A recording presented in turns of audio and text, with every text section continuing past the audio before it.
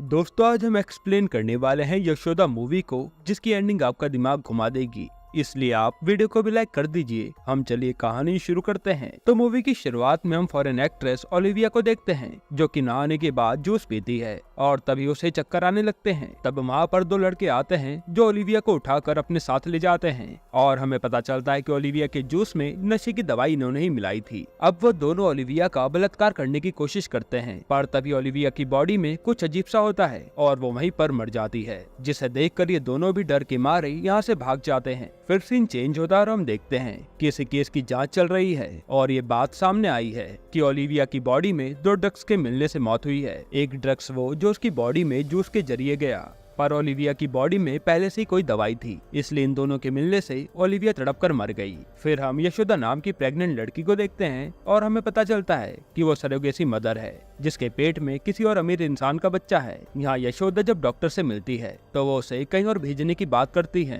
क्योंकि होने वाले बच्चे के माँ बाप की यही डिमांड है। वहाँ यशोदा का बच्चा आराम से डिलीवर हो पाएगा और यशोदा को हर प्रकार की सुविधाएं में मिलेंगी। अब यशोदा को इसके लिए पैसे मिल रहे थे तो वो राजी भी हो जाती है। इसके बाद यशोदा जब बाहर एक नर्स से मिलती है तो हमें उनकी बातों से पता चलता है कि यशोदा की एक बहन है जिसका नाम है बिंद्रा। यशोदा के माँ बाप भी नहीं है, इसलिए यशोदा का बिंद्रा के अलावा कोई नहीं है और बिंद्रा को कोई बड़ी बीमारी है जिसके इलाज के लिए पैसों की जरूरत है, इसलिए यशोदा ये सब कर रही है। अब यशोदा घर आती है तो थोड़ी देर में एक आदमी पैसा लेकर आता है और फिर यशोदा को अपने साथ चलने को कहता है। जिसके बाद यशोदा जब कार में बैठती है तो वो उसे एक दवाई खाने को देता है, जिसे यशोदा चुपचाप खा लेती है और वो बेहोशी की दवा थी, ताकि यशोदा को पता न चल सके कि वो कहाँ जा रहे हैं। इसके बाद हमें आरुषि और शिवा नाम के कपल को दिखाते हैं जो आज कहीं जा रहे थे। तभी उनका एक्सीडेंट हो जाता है और वो दोनों मारे जाते हैं। अब शिवा एक बहुत बड़ा बिजनेसमैन था जिसकी न्यूज टीवी पर चलती है और सबको यही लग रहा था कि उसको मारने के लिए किसी ने प्लानिंग की होगी।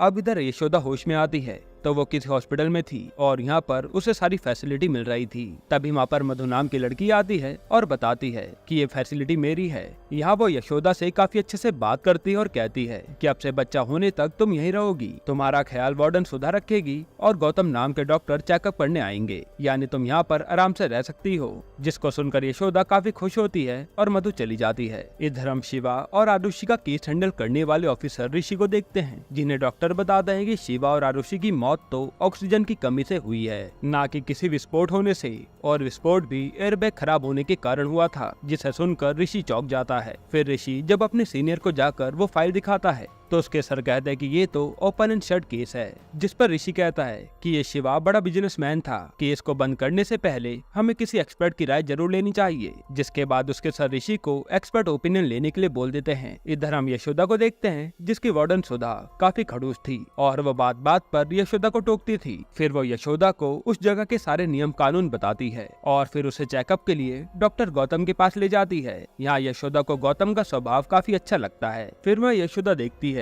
कि उस जगह तो उसके जैसी कई सारी प्रेग्नेंट लड़कियां हैं जिनसे वो दोस्ती करने का ट्राई भी करती है, पर यहाँ तेजू नाम की लड़की से यशोदा की थोड़ी बहस हो जाती है, जो यशोदा को चैलेंज कर देती है कि अगर इतना ही दम है तो सामने स्टोर रूम में जाकर दिखाओ। तब यशोदा भी स्टोर रूम के लिए आगे बढ़ती है और हम देखते हैं कि ये जगह तो जैसी दिखती है उससे भी ज्यादा रहस्यमय है, क्योंकि हर जगह कैमरे लगे हैं और नागू नाम का आदमी कैमरे से हर जगह नजर रखता है। तब वो यशोदा को अंदर जाता देख पकड़ लेता है और उसी समय वहाँ डॉक्टर गौतम आते हैं, जो यशोदा को अपने साथ लेकर बाहर आ जाते हैं। इधर ऋषि डॉक्टर वासुदेव नाम के एक्सपर्ट से उनका ओपिनियन ले रहा था। तब वो बताता है कि ये मर्डर पहले से प्लान लगता है, क्योंकि शिवा के साथ साथ आरुषि के भी दुश्मन हो सकते हैं, जो कि एक मॉडल थी और आरुषि टॉप कंटेस्टेंट भी थी मिस इंडिया पीजेंट की, इसलिए उसके दुश्मन भी इस मर्डर को प्लान कर सकते हैं। अब आरुषि का लैपटॉप क्रैक किया जाता है और उसमें एक जासूस की वीडियो थी जो आरुषि को उन ब्रांड्स के अंदर की इन्फॉर्मेशन देता था जिसका वो प्रमोशन करती थी, और वो आदमी किसी क्राफ्ट नाम के ब्यूटी कंपनी के बारे में बता रहा था कि इसमें कुछ गड़बड़ है। अब ये लोग क्राफ्ट कंपनी के मालिक से मिलते हैं, जिसका नाम सोनू होता है, और वो इनके किसी भी सवाल का जवाब नहीं देता। फिर जब पुलिस सोनू का बैकग्राउंड चेक करती है तो पता चलता है कि सोनू के पिता सेंट्रल मिनिस्टर गिरधर है,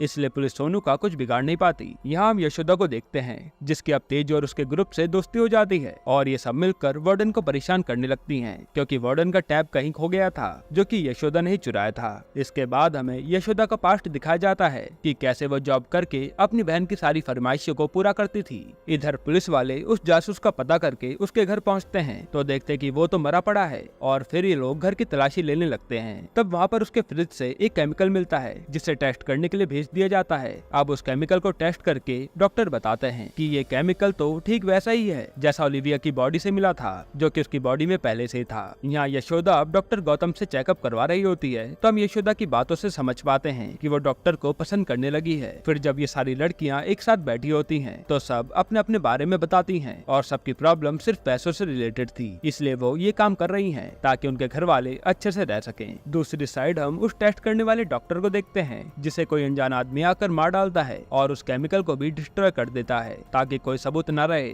यहाँ यशोदा भी अब डॉक्टर से रोजाना टेस्ट करवाती है और अब ये दोनों ही एक दूसरे के प्यार में पड़ जाते हैं। अब ऐसे ही कुछ दिन बीत जाते हैं और एक दिन जब यशोदा तेजू के ग्रुप के साथ थी तब उसमें से काजल नाम की लड़की को लेबर पेन शुरू हो जाता है, जिसके थोड़ी देर बाद मधु आकर बताती है कि काजल का बच्चा तो उसके पेट में ही 2 दिन पहले मर गया था, इसलिए उसे बाहर निकाल दिया गया है और काजल को अब उसके घर भी भेज दिया गया है। यह सुनते ही सब लोग उदास हो जाते हैं कि काजल से हम आखिरी बार मिल भी नहीं पाए। इसके बाद हम ऋषि को देखते हैं जो अपने साथी के साथ सोनू पर नजर रख रहा था। तभी उसके ऊपर हमला होता है जिसमें ऋषि का साथी अनवर मारा जाता है। तभी इस साइड इनके सीनियर ऑफिसर बलराम का भी एक्सीडेंट हो जाता है, हालांकि वो जिंदा बच गए थे। इधर हम यशोदा और उसकी फ्रेंड को देखते हैं जो काजल के बारे में बात कर रही थी कि डिलीवरी के बाद तो कुछ दिन तक बेड रेस्ट होता है, तो इन्होंने काजल को घर कैसे भेजा होगा। और इसके बाद यशोदा को भी ये जगह कुछ सही नहीं लगती, इसलिए वो बेहोशी का नाटक करती है ताकि उसे वहीं ले जाया जाए जहाँ काजल को ले जाया गया था। इधर ऋषि के सीनियर उससे बताते हैं कि ओलिविया केस पर मैंने छानबीन करी तो पता चला कि वो जब भी इंडिया आती थी तो सिर्फ 3 दिन के लिए ही रुकती थी और पिछले 2 सालों में वो 4 बार इंडिया आ चुकी है। साथ ही सीबीआई ने भी इस मैटर पर जांच की तो पता चला कि दुनिया के अलग अलग देशों से करीब 122 लेडीज इसी सेम पैटर्न पर विजिट कर चुकी हैं। फिर बलराम, ऋषि और वासुदेव को वो 122 महिलाओं की लिस्ट दे देता है। यहाँ ये भी पता चलता है कि सारी की सारी महिलाएं काफी ज्यादा अमीर हैं और वासुदेव उसमें एलिना नाम देखता है जिसके इंडिया आने का समय हो गया था, इसलिए एलिना के इंडिया आते ही पुलिस वाले एलिना के पीछे लग जाते हैं। इधर यशोदा अब अपने वार्ड में उठती है तो वो नर्स के हाथ में काजल की रिंग देखती है, जिसे देखकर वो समझ जाते हैं कि काजल के साथ जरूर कुछ बुरा हुआ है। हालांकि वो अभी भी बेहोशी का नाटक ही कर रही थी। फिर नर्स के जाते यशोदा वहाँ उस पूरे एरिया को देखने लग जाती है, पर उसी समय डॉक्टर गौतम आते हैं और यशोदा ऐसे दिखाती है कि जैसे वो चक्कर के कारण यहाँ आ गई हो, इसलिए उसे वापस उसके रूम में छोड़ दिया जाता है। इससे एलिना जब एक कार में बैठकर जा रही थी तब एक नारियल पानी वाला पुलिस को नोटिस करता है और वो तुरंत किसी को मैसेज करके उनके बारे में बता देता है, जिस पर उसके अकाउंट पर 10,000 रुपए आ जाते हैं। अब जब यशोदा अपने रूम में थी तब वो नोटिस करती है कि उसकी विंडो पर जो कबूतर है वो कोई भी रिएक्ट नहीं कर रहा है। तब वो किसी तरह से खिड़की को खोलती है और वहाँ जाकर देखती है तो उसे पता चलता है कि जब तक उसे बाहर का नजारा लगता था वो असली नहीं है, बल्कि वहाँ स्क्रीन लगी है जिसको यशोदा तोड़ देती है। उसी समय वहाँ लीला को भी लेबर पेन शुरू हो जाता है, जिसको उसी जगह ले जाते हैं जहाँ काजल को ले गए थे। फिर हम यशोदा के पास उस जगह का एक्सेस कार्ड देखते हैं जो कि यशोदा ने बेहोशी का नाटक करके डॉक्टर गौतम से चुरा लिया था। यहाँ एलिना के पीछे जंगल में आते ही एलिना की कार गायब हो जाती है और पुलिस वाले जंगल के बीचों बीच फंस जाते हैं। फिर जब ये लोग वहाँ से जाने लगते हैं तभी वहाँ पर भैंसों का झुंड आता है और उन्हें घेर लेता है, जिसके बाद एक आदमी आकर इन्हें अपने पीछे आने का सिग्नल देता है और ये लोग उसके पीछे चल देते हैं। यहाँ यशोदा कैमरे से किसी तरह से बचकर लीला के पीछे जाती है। तब वहाँ पर लीला को ऑपरेशन थिएटर में ले गए थे। फिर जब यशोदा अंदर जाने लगती है तो वहाँ उसकी दोस्त जेनी आती है जो बताती है कि अंदर जाना इतना आसान नहीं है और ये गेट इतनी आसानी से नहीं खुलता।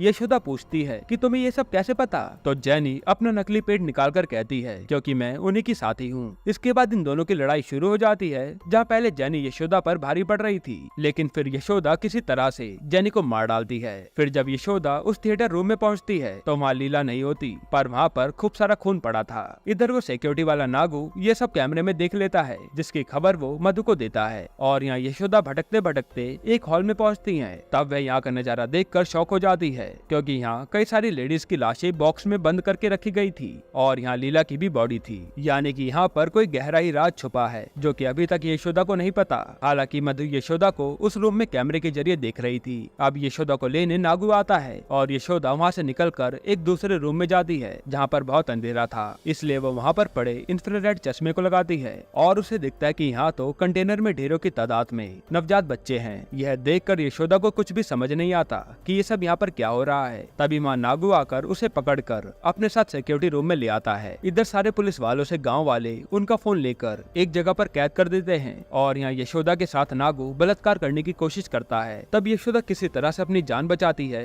और फिर उसे जान से मार डालती है। फिर यशोदा वहाँ से सीधा मधु के ऑफिस जाती है, पर मधु पहले से ही वहाँ मौजूद थी। तब यशोदा सर्जिकल नाइफ हाथ में लेकर मधु से पूछती है कि आखिर यहाँ चल क्या रहा है। उस समय वहाँ पर गौतम भी आता है जो कहता है कि इसे जान से मार दो, तुम्हारी तरह मैं भी इनके चक्कर में यहाँ फंस चुका हूँ, लेकिन अब मेरे पास हार्ड ड्राइव में सारे सबूत हैं। तब यशोदा गौतम पर विश्वास करके उसे नाइफ दे देती है, लेकिन यहाँ गौतम तो अब अपने असली रूप में आता है और बताता है कि मैं ही इन सब का मास्टरमाइंड हूँ, जो कि मधु का साथी था। अब ये लोग यशोदा को जान से मारने से पहले उसे असलियत बताते हैं और कहानी फ्लैशबैक में जाती है तो एक कॉलेज में ब्यूटी पेजेंट कंपटीशन होता है, जहाँ का चीफ गेस्ट मंत्री गिरधर था। यहाँ गिरधर मन की खूबसूरती के ऊपर भाषण देता है, लेकिन कंपटीशन का हिस्सा रही मधु गिरधर की बातों का जवाब देती है और गिरधर की बोलती बंद कर देती है। अब हम देखते कि वहाँ गौतम भी उसी कॉलेज में पढ़ता है, जो कि मधु से बहुत प्यार करता था, इसलिए आज वो उसे अपने दिल की बात बताता है। इस पर मधु कहते कि तुम भले ही इंटेलिजेंट हो, पर मेरी खूबसूरती के सामने तुम कुछ भी नहीं हो, और ये कहकर वो चली जाती है। इसके बाद मधु को गिरधर अपनी कार में बुलाता है और उससे कहता है कि मुझे तुम पसंद हो, मुझसे शादी कर लो। जिस पर मधु खुशी खुशी शादी के लिए मान जाती है, क्योंकि गिरधर के पास पैसा और पावर सब कुछ था।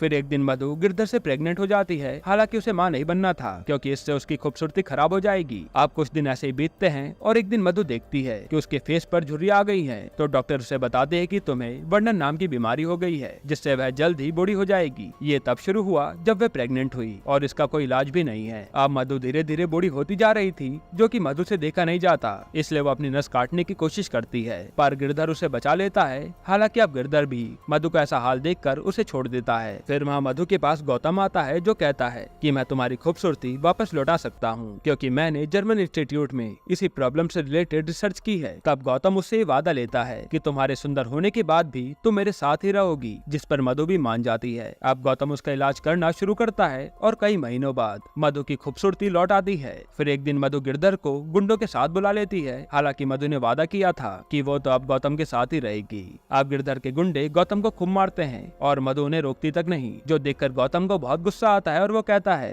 कि तू हमेशा इतनी खूबसूरत नहीं रहने वाली, तुझे हर 6 महीने में बूस्टर डोज चाहिए होगा, जो सिर्फ मैं बना सकता हूँ। ये सुनते ही मधु बड़े प्यार से गौतम से बात करने जाती है, पर गौतम इस बार उसके झांसे में नहीं आता और कहता है कि तुझे सिर्फ पैसों से प्यार है। अगर मैं यही ब्यूटी ट्रीटमेंट मार्केट में लॉन्च करता तो मैं आज करोड़पति बन जाता। जो सुन गिरधर को आइडिया आता है और वो कहता है कि मैं तुम्हारे इन्वेंशन को दुनिया के सामने लाऊंगा और हम तीनों उस बिजनेस के पार्टनर होंगे, जिसमें सारा पैसा मैं लगाऊंगा। इस तरह से ये बिजनेस शुरू हो गया था। अब प्रेजेंट में मधु कहती है कि मैं एक प्रेजेंटेशन देने जा रही हूँ, उससे तुम्हें भी पता चल जाएगा कि हमारा ये बिजनेस कितना फैला हुआ है और काम कैसे करता है। फिर मधु अपनी प्रेजेंटेशन देती है, जिसमें दुनिया के कोने कोने से लोग जुड़े थे और सारे के सारे अमीर थे। उनसे मधु बताती है कि हमारे पास एक सीरम है, जिसके इस्तेमाल से उम्र ठहर जाती है और उसके बूस्टर शॉट से हम और पैसा बना सकते हैं। साथ ही हमारे क्लाइंट बड़े बड़े सेलिब्रिटीज हैं, जो कि जवान बने रहना चाहते हैं। तब एक क्लाइंट सवाल करती है कि तुम्हारी क्लाइंट ओलिविया कैसे मरी, जिस पर मधु कहती है कि हमारे बूस्टर शॉट लेने के 48 घंटे तक आपको कोई भी दवाई नहीं खानी है और ओलिविया को किसी ने बेहोशी की दवाई दी थी, जिससे वह मारी गई। फिर वह बताते कि हमारा सीरम ह्यूमन फेटस से बनता है, यानी कि माँ के पेट में पल रहे बच्चे से। यहाँ यशोदा ये सब सुन रही थी और ये जानकर वो सब समझ जाती है कि यहाँ प्रेग्नेंट लेडीज को क्यों लाया जाता है और सरोगेसी की आड़ में ये लोग नवजात बच्चों से दवाई बना रहे हैं। मधु यहाँ बताती है कि हम गरीब लड़कियों को पैसे का लालच देकर उनसे सरोगेसी करवाते हैं। कभी कभी हम उन लड़कियों को एक दवाई भी देते हैं, जिससे उन्हें दर्द होता है, और डिलीवरी करके हम बच्चे को बाहर निकाल लेते हैं, लेकिन वो लड़की बच नहीं पाती, जैसे लीला के साथ हुआ। फिर उन बच्चों को सेफ्टी के साथ रख दिया जाता है और मोटे दाम में बच्चे से सीरम बनाकर बेचा जाता है। अब गौतम आकर बताता है कि हम क्राफ्ट नाम की कंपनी चला रहे हैं, जिसमें हम फेयरनेस क्रीम बनाते हैं और आम जनता उसे खरीदती है। एक बार एक मॉडल आरुषि ने उस क्रीम के बारे में जानने की कोशिश की तो हमने उसे मरवा दिया और सबको ऐसा लगा कि वो बस एक एक्सीडेंट था। यानी कि इन सब कांड के पीछे गौतम, गिरधर और मधु का ही हाथ है। तभी गौतम देखता है कि यशोदा तो वहाँ से भाग गई है, तो वो उसे देखने जाता है। यहाँ डॉक्टर वासुदेव सोचते हैं कि एलेना के जरिए हमें यहाँ फंसाया गया है और इसमें सीनियर ऑफिसर बलराम का हाथ हो सकता है, क्योंकि उसने ही हमें ये सब बताया था। हालांकि उसका एक्सीडेंट भी हुआ था, पर वो तो बच गया। तभी वहाँ पर बलराम आता और कहता है कि आखिर तुमने सच पता लगा ही लिया। इधर यशोदा को बाहर निकलने का रास्ता मिल जाता है, लेकिन ऊपर एक कुत्ता उसके पीछे पड़ जाता है, जो कि गौतम का ही था। फिर गौतम उसे पकड़कर वापस ले आता है और कहता है कि शक तो मुझे तुम पर पहले से ही था, तभी तो मैंने तुमसे इतनी बातें करी और मुझे ये भी पता चल गया था कि तुमने मेरा एक्सेस कार्ड चुराया है। तब गौतम उससे पूछता है कि आखिर तुम कौन हो और यहाँ क्यों आई हो, जिस पर यशोदा कहती है कि मैं तो बस लीला को ढूंढ रही थी। लेकिन गौतम कहता है नहीं, तुम लीला को ढूंढने के बाद किसी और को भी ढूंढ रही थी। इसके बाद यहाँ बलराम गौतम को दिखाता है कि अब मैं इन सबको मारने वाला हूँ और यहाँ ये सब यशोदा भी देख रही थी। तभी यशोदा मौका देखकर गौतम पर गन तान देती है, जो कि उसने सिक्योरिटी गार्ड को मार कर ले ली थी। तब यहाँ रिवील होता है कि यशोदा कोई नॉर्मल लड़की नहीं बल्कि एक जाबाज पुलिस वाली है। फिर हमें यशोदा की स्टोरी बताते हैं कि असल में यशोदा गरीब घर से आती है, जहाँ वो अपनी बहन बिंद्रा का ख्याल रखने के लिए फूड डिलीवरी का काम करती थी और पुलिस की तैयारी भी कर रही थी। एक बार जब यशोदा का पुलिस इंटरव्यू था तो उसे एक पुलिस वाला गलत तरीके से छूने लगा और उसने कहा कि ये नौकरी 20 लाख रुपए में मिलेगी, पर तुम कोई पैसा मत देना, लेकिन जब भी मैं तुम्हें बुलाऊं तुम्हें मेरे पास आना होगा। ये सुनकर यशोदा वहाँ से चली गई और ये सारी बात उसने डॉक्टर वासुदेव को बताई। तब वासुदेव को गुस्सा तो बहुत आया, पर यशोदा ने उन्हें कुछ भी करने से रोक दिया। हालांकि ये पैसे वाली बात यशोदा की बहन बिंद्रा ने सुन ली थी, जिसके अगले दिन यशोदा को खूब सारे पैसे बैग में मिले और उस पर बिंद्रा का एक लेटर लिखा था कि आप ये रिश्वत देकर पुलिस की नौकरी ले लो दीदी। फिर यशोदा और वासुदेव ने बिंद्रा को हर तरफ ढूंढा, पर बिंद्रा उसे कहीं भी नहीं मिली। हालांकि इन्हें छानबीन के दौरान पता चला कि बिंद्रा जांच के लिए अक्सर सरकारी हॉस्पिटल चली जाती थी, जहां से उन्होंने एक नर्स को उठा लिया, जिसके बारे में पता चला था कि वो अक्सर गरीब घर की लड़कियों से बातचीत करती थी। अब नर्स बताती है कि हाँ, बिंद्रा मेरे पास ही आई थी और मैंने उसे बताया कि तुम्हें सरोगेसी करके 5 साल में 5 बच्चे देने होंगे, जिसके लिए बिंद्रा मान गई और उसे पैसे भी मिल गए। फिर वो कहते कि हमारा काम ही यही है कि हम लड़कियों को मनाते हैं और हमें भी इसके बदले पैसे मिलते हैं, जिसमें मेरी जैसी कई नर्सेज और डॉक्टर भी शामिल हैं। अब ये पुलिस वाले सोचते हैं कि ये बिजनेस तो चल रहा है, लेकिन इन सब के पीछे है कौन, ये भी हम सबको जानना पड़ेगा, जिसके लिए हमें किसी लेडी पुलिस को इस मिशन पर भेजना होगा। इस पर यशोदा जाने के लिए तैयार हो जाती है, हालांकि अभी तक उसने अपनी नौकरी ज्वाइन नहीं की थी। तब वासुदेव उसे रोकते हैं, लेकिन अपनी बहन बिंद्रा को बचाने के लिए यशोदा किसी भी हद तक जाने को तैयार थी। जिसके बाद यशोदा प्रेग्नेंट होकर यहाँ पर आ गई और यहाँ भोला बनकर जाल में फंसने का नाटक किया और असल में वो इन सब पर नजर रख रही थी। अब जैसे यशोदा उन दोनों को बंद करने के लिए रूम में जाती है तो मौका देखते गौतम उस पर हमला करता है और फिर गार्ड आकर उसे खूब मारते हैं। इसके बावजूद यशोदा हार नहीं मानती और गार्ड को पीटकर गौतम को गोली मार देती है। इसी बीच वहाँ से मधु भाग चुकी थी। इधर पुलिस वालों पर भी सिग्नल मिलते ही गाँव के लोगों ने हमला कर दिया था, लेकिन पुलिस वाले मौका देखकर वहाँ से भाग जाते हैं, जिनका पीछा बलराम कर रहा था। फिर आगे जाकर ये लोग बलराम को घेर लेते हैं और फिर उसे जान से भी मार डालते हैं, क्योंकि बलराम ने अब तक सबको बेवकूफ बनाया और उसके कारण ही उनके साथी अनवर की जान चली गई थी। अब यहाँ सारी लेडीज को पता चल जाता है कि इस जगह पर क्या क्या होता है, इसलिए यशोदा सबको लेकर बाहर आती है, क्योंकि वहीं से मधु भाग रही थी। उसी समय वहाँ पर पुलिस वाले भी पहुँच जाते हैं। फिर जब यशोदा मधु को पकड़ लेती है तो मधु रोने लगती है कि मैंने तो सबकी मदद की है, इन गरीब लड़कियों को पैसे मिल गए, इससे अच्छा काम क्या हो सकता है। यशोदा कहते कि एक नवजात बच्चे को मारना ये कैसा अच्छा काम है, और अगर तुम माँ बनी होती तो तुम ऐसा कभी करती नहीं। जिस पर मधु बताती है कि मुझे सही करने के लिए गौतम ने जब पहला एक्सपेरिमेंट किया था तो मैंने अपने 5वें महीने के बच्चे को मार दिया था ताकि मैं खूबसूरत बन पाऊं। ये सुनते सारी लेडीज को बहुत गुस्सा आता है और वो मधु की तरफ बढ़ने लगती हैं, जिनसे डर के मधु पीछे हटती है और पैर फिसलकर वो खाई में गिर जाती है, जो देखकर किसी को भी दुख नहीं होता, क्योंकि मधु से ज्यादा नीच लड़की इन्होंने आज तक नहीं देखी थी। फिर जब यशोदा यहाँ से निराश होकर जा रही थी तब उसे उसकी बहन बिंद्रा की आवाज आती है, जिसे पुलिस वाले लेकर बाहर आते हैं और यशोदा देखते कि वो तो प्रेग्नेंट है, जिसकी डिलीवरी का समय आ गया था। हालांकि यहाँ बिंद्रा यशोदा से मिलकर खुश थी। तभी पुलिस वाले देखते हैं कि गौतम तो अभी तक मरा नहीं है और वो तो सीरम का फॉर्मूला लेकर यहाँ से भाग रहा है। तब पुलिस वाले उसे पकड़ लेते हैं। फिर यहाँ वार्डन सुधा बिंद्रा की डिलीवरी करवाती है और बिंद्रा का एक बच्चा होता है, जिसे देखकर यशोदा बहुत खुश होती है। इसके बाद हम नेता गिरधर को देखते हैं, जिसका खुलासा होते ही उसे अरेस्ट कर लिया जाता है और फिर हमें दिखाते हैं कि पहले ऐसी कंपनीज थी जो ऐसी फिल्टर्स का इस्तेमाल करके ब्यूटी क्रीम्स बनाती थी, यानी कि असल में भी होता था। जिसके बाद ये मूवी यहीं पर खत्म होती है। दोस्तों, ये मूवी आपको कैसी लगी हमें कमेंट में जरूर बताइएगा। वैसे मैं आपको बताऊं तो मुझे ये मूवी बहुत पसंद आई थी, जिसमें सस्पेंस ड्रामा सब कुछ देखने को मिला था। बाकी अगर आपको एक मर्डर मिस्ट्री मूवी देखनी है तो आप ये वीडियो देख लीजिए।